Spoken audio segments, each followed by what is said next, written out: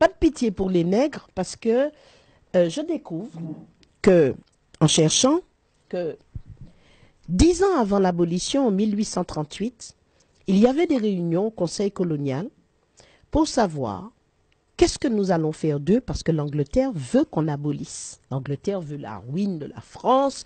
Ils nous ont déjà fait abolir la traite.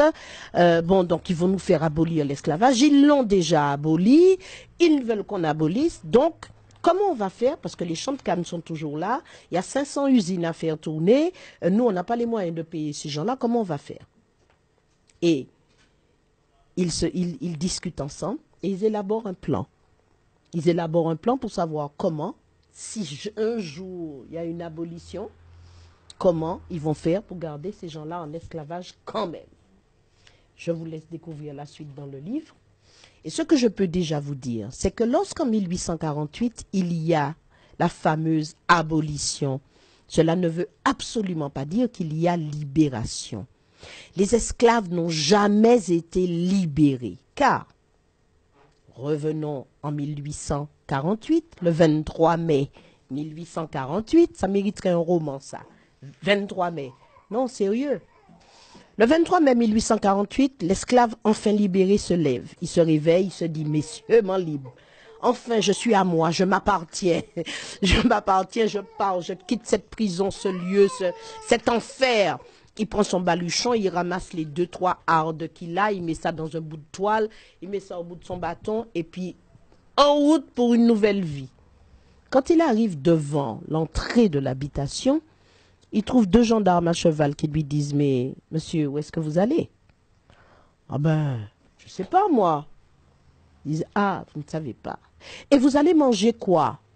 Il dit, ben je sais pas, je vais trouver des fruits. Ah, donc vous allez voler alors. Parce que les fruits ou les légumes, ils appartiennent à quelqu'un. D'accord. Et vous allez dormir où? Ah vous ne savez pas où vous allez dormir non plus. Vous n'avez nulle part pour aller, vous ne savez pas ce que vous allez manger, monsieur, vous êtes en situation de vagabondage. Et c'est une situation qui est punie par la loi. Vous avez 2 possibilités. Ou je vous emmène au tribunal, vous serez jugé et condamné à de la prison ferme pour vagabondage. J'ai retrouvé des jugements dans les archives condamnant des gens pour vagabondage à la prison ferme. Ou bien vous retournez chez votre maître, votre ancien maître, et puis vous dealez avec lui parce que vous ne pouvez pas vous retrouver. On ne peut décemment pas accepter de voir des hordes de nègres comme ça sur les bords des routes. Ça, c'est pas possible. Alors, retournez voir votre maître et dealez avec lui. Qu'est-ce que vous auriez fait à sa place? Quitter une prison pour aller en prison, je ne sais pas. Moi, je serais retourné là, dans la prison que je connais le mieux. Donc, il arrive. Le maître lui dit, mais comment? Qu'est-ce que tu fais là? Mais tu es libre comment? Il dit, oui, mais je n'ai nulle part où aller. Il dit, ah, tu n'as nulle part où...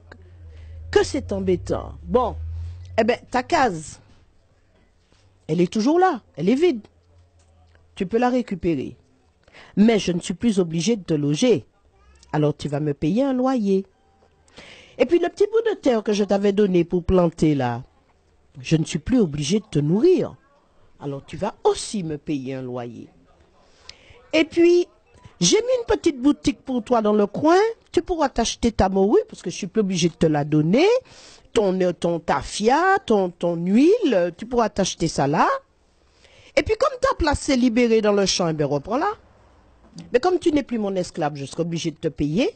Mais avant de te payer, je vais me payer ce que tu me dois et je vais te donner le reste.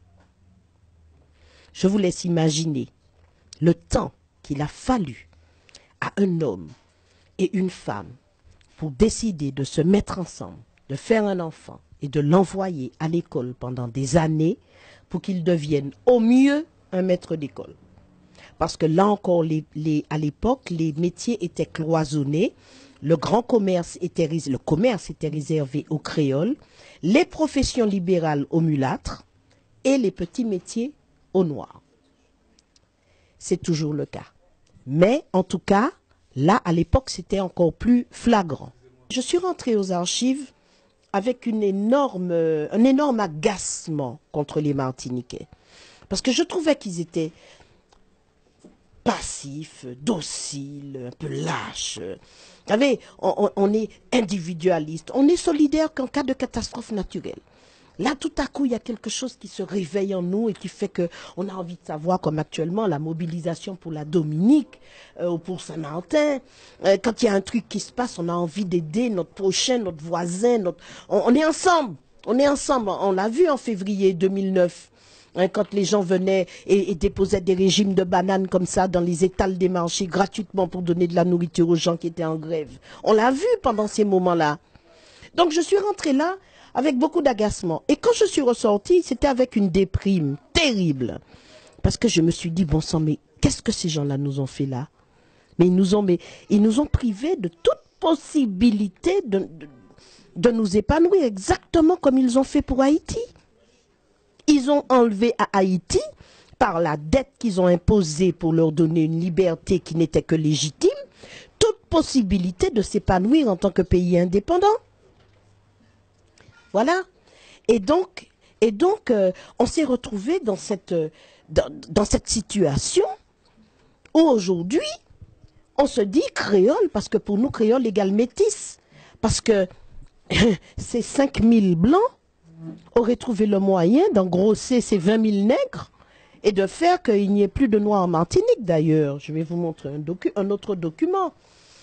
Ceci, c'était juste une parenthèse pour vous dire que c'est dans cette inhumanité la plus totale que, nonobstant toutes les difficultés, les Africains qui ont traversé et qu'on a mis nus, parce que la nudité est quand même le premier moyen d'asservir un homme, eh bien, ils ont traversé nus dans les cales des bateaux, ils ont été vendus nus des fois à la descente même du bateau.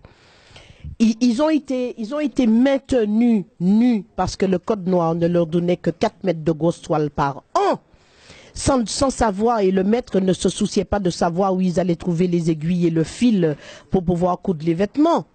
Eh bien, ceux-là même ont créé, ils sont arrivés avec les pratiques culturelles et artistiques de leur région, de leur pays, et ils ont survécu grâce à ce que Aimé Césaire a appelé les armes miraculeuses de la créativité.